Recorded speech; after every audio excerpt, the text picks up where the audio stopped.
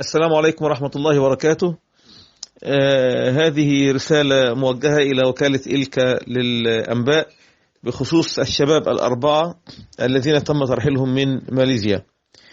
الحقيقة أنه حتى الآن لا توجد لدينا أخبار مؤكدة عن مكان هؤلاء الشباب الأربعة.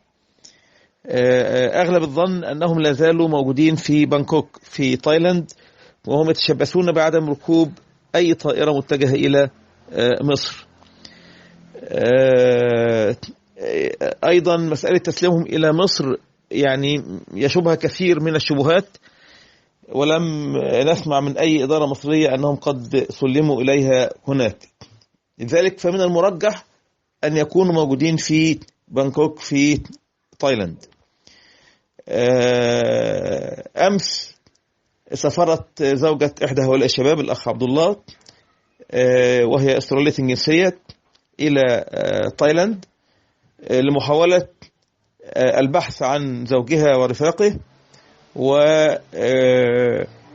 والوصول إليهم لاستنقاذهم. لم تجد معاونة من السلطات التايلاندية، ولكنها كانت تبحث عن منظمة حقوقية عالمية مثل Human Rights Watch أو عفو الدولية أو ما إلى ذلك، لكي تعينها أو تساعدها، أو محامي يكون متخصص في الأمور الحقوقية لكي يتعاون معها في الوصول إلى حقيقة أين هؤلاء الشباب الأربعة. نحن نتوجه من خلال هذا الحديث إلى السلطات التايلاندية، والتي سبق وأن تعاملت معاملة كريمة مع نشطة سعودية، ولم تعيدها إلى بلادها، وإنما سلمت إلى أستراليا أو كندا على ما أذكر. أيضا نطالب السلطات التايلاندية بأن تتعامل مع هؤلاء الشباب بالقانون الدولي الذي لا يسمح بتسليم أحد من السياسيين عليه أحكام إلى بلاده، خاصة في ظل ظروف الانقلاب العسكري في مصر والأحكام الجائرة والتي تصدر بالإعدام على مئات بل آلاف من الناشطين السياسيين بدون أي جريرة ومجرد التظاهر ضد هذا الانقلاب. وناشد السلطات التايلاندية بعدم تسليم هؤلاء المصريين إلى مصر على الإطلاق، بل إرسالهم إلى وجهتهم التي يرغبون فيها. النقطة الثانية، أريد أن أوجه الشكر الكثير إلى الحكومة التركية على اهتمامها البالغ بشأن عموم المظلومين على مستوى العالم الإسلامي والمصريين بصفة خاصة، وهي لا زالت الحقيقة تتفاعل معنا بشأن هؤلاء الأربعة، وتريد أن تأخذهم عندها أو تدخلهم إلى تركيا معززين مكرمين مثل باقي المضطهدين المصريين في مصر وباقي الأقطار العربية مثل سوريا والعراق وغيرها. أطلب أيضا من السلطات التركية أن تسعى معنا لمحاولة الوصول إلى هؤلاء الأربعة والذين نظن أنهم لازالوا في بانكوك في تايلاند لاستجلابهم إلى تركيا.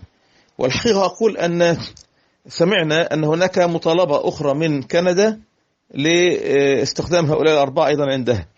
جميل أن يكون هناك دولا مثل أستراليا وكندا تتعامل أو تتفاعل بهذا الشكل مع المعتقلين السياسيين على مستوى العالم، ولكن الأجمل منه أن نرى أن هناك إحدى الدول الإسلامية لأول مرة في تاريخنا المعاصر، لأول مرة إحدى الدول الإسلامية تتفاعل هذا التفاعل الهائل مع المضطهدين السياسيين في بلادهم، بل وتسعى لاستجلابهم إلى أرضها ألا وهي تركيا في ظل رئاسة السيد الرئيس رجب طيب أردوغان وحكومة حزب العدالة والتنمية.